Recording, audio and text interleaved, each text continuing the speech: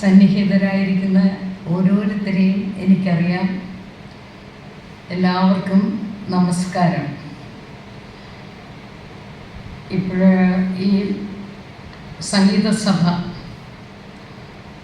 തുടങ്ങിയിട്ട് കുറച്ച് നാളേ ആയിട്ടുള്ളൂ എങ്കിലും അതിൽ പ്രവർത്തിക്കുന്ന ആൾക്കാർ പ്രധാനമായും ജയദേവനും നമ്മുടെ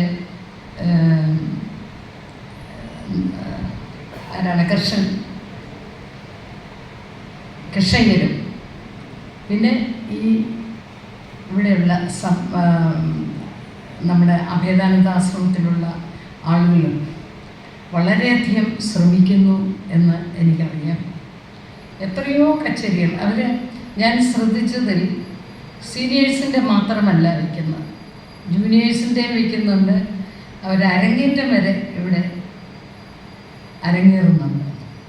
അപ്പോൾ അങ്ങനെ സർവ്വ ആളുകൾക്കും സംഗീതം അഭ്യസിക്കുന്നവരെ വരെ അവർ കണക്കിലെടുത്തുകൊണ്ട് ഇവിടെ അവരെ പ്രോത്സാഹിപ്പിക്കുന്നു എന്നുള്ളത് വളരെ ഒരു നല്ല കാര്യമാണ്. ഇന്ന് നമുക്ക് സഭകൾ വളരെ കുറവാണ്.